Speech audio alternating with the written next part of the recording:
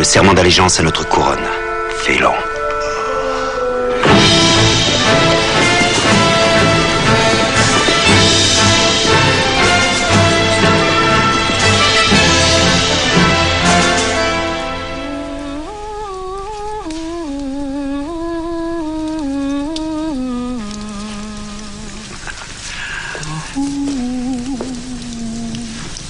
Un présent de la part du duc Hubold, le grand sceau d'Aquitaine.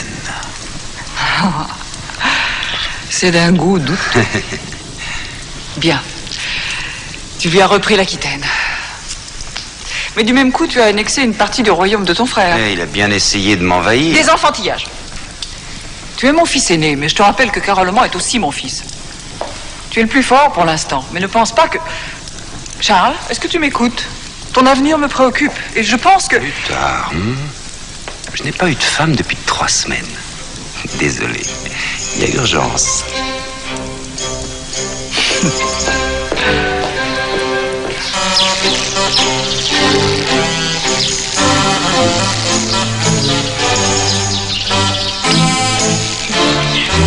Papa! Papa! Papa! Papa!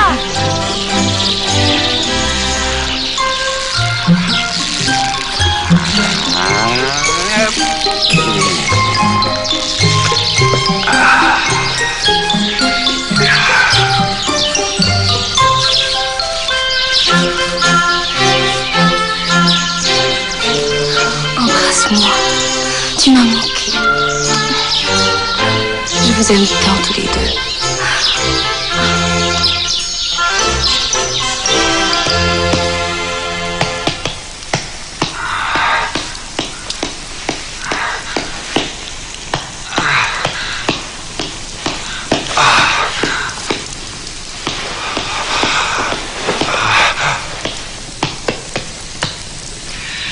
Ah, bien, c'est pas trop tôt.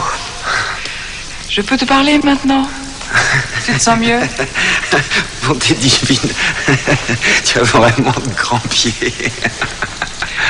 Il n'est plus temps de penser au plaisir.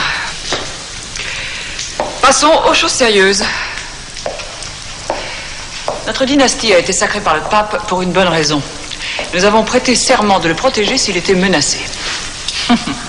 Didier, le roi des Lombards, il refait parler de lui. Il annexe un village ici, une terre là. Pour l'instant, il évite les cités. Mais il menace la papauté dans le seul dessein de mettre à l'épreuve notre alliance avec Rome et notre engagement envers sa sainteté. Mais... Je sais. C'est ton frère qui devrait lui venir en aide. Mais tu sais comme moi qu'il n'ira pas. À son avis, le pape n'est que le vicaire de Rome. Il ne veut pas s'encombrer d'amis faibles. Mais mon père a prêté serment à Quercy, parce que nous sommes chrétiens.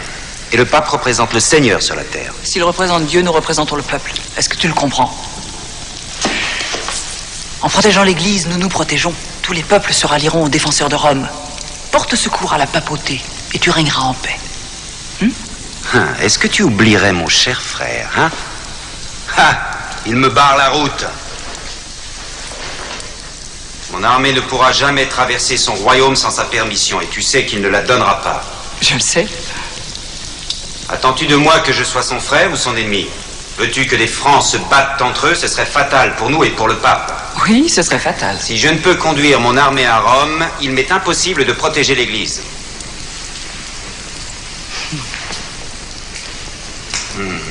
Tu comprends? Crois-tu que toutes les batailles se gagnent sur un champ de bataille? Ne crois-tu qu'aux vertus de ton armée? Sais-tu pourquoi tu n'es pas aussi puissant que ton frère? Parce qu'il m'a écouté. Il est bien marié, elle a des terres, elle est sournoise et prête à tout pour lui. Mais j'ai Émiltrude. Il est inutile de te voiler la face, Charles. Si tu veux défendre la papauté sans pour autant déclencher une guerre, nous devons nous battre sur leur propre terrain. Épouse une femme de la stature d'une reine et tu seras un grand souverain. N'insiste pas, j'ai Émiltrude. Vous n'êtes pas marié, Charles. Un évêque t'en débarrassera en 5 lignes de latin. Tu oublies qu'elle m'a donné un fils. Oh, c'est un fils, cette chose.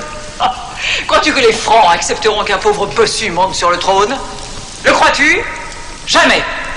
Les Francs ne respectent que la force, réclament de la force.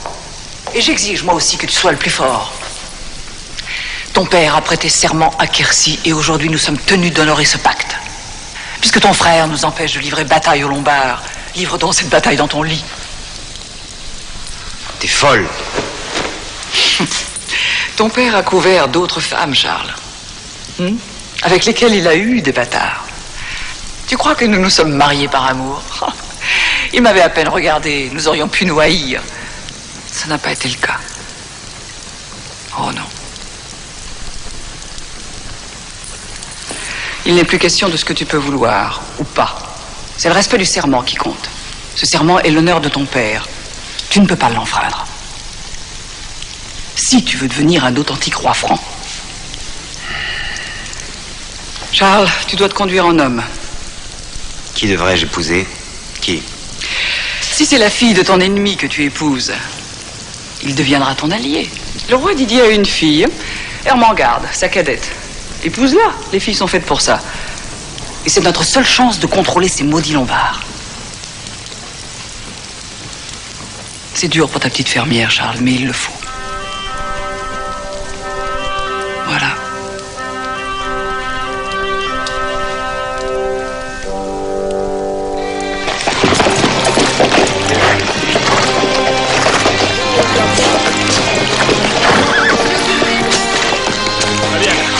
Que risques-tu? Au lit, elle sera peut-être bien.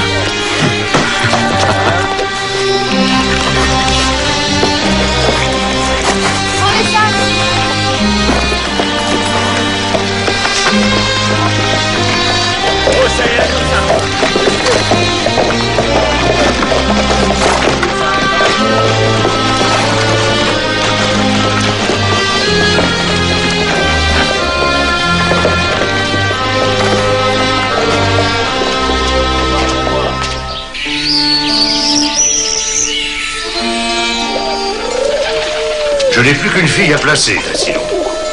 Il suffit que sa mère vous fasse sa demande pour que vous l'acceptiez, sans négocier. Je négocierai si je vois qu'elle devient un peu trop gourmande. Elle n'a que 16 ans. Le pire est qu'elle passera le reste de sa vie chez les Francs. Pépin le Bref, Berthe au grand pied, Charles le nageur, imaginez. Sans compter qu'il a déjà un fils contrefait, Pépin le bosseur. Ermengarde a à peine 16 ans. Mon épouse se fait un sang d'encre pour sa sœur. Débrouille-toi avec elle, c'est pour ça que je te l'ai donnée. Et je ne vous en remercierai jamais assez. Tu n'agirais pas comme moi si c'était ta fille? Tu ne veux pas répondre? Non, je tiens à ma tranquillité. Je suis duc de Bavière, ça me suffit. Je ne suis guère doué pour la politique, contrairement à vous qui semblez très au fait de ces choses-là. J'imagine que vous ne sacrifiez pas votre fille gratuitement. Sa fille ne lui rapportera que plus de territoire, c'est tout. Ce n'est pas tout. Les femmes sont stupides. Que vous a rapporté mon mariage? Le contrôle des rebelles aux frontières de la Bavière. Avec Charles, qu'allez-vous obtenir? Il n'est pas votre voisin, Il m'est odieux de penser que nos épousailles n'étaient qu'une formalité de frontière. Il y a tant de choses qui t'échappent qu'il vaut mieux ne pas en parler. Dites-moi, père, en échange de quoi vendez-vous ma pauvre sœur à ce franc maudit? Les Francs, le pape et moi. Si je veux croquer un petit morceau du pape, Charles m'écrasera. Mais si je lui barre la route de Rome parce que je suis son beau-père, Charles ne pourra que me regarder le manger. Il sera hors du jeu. C'est écœurant.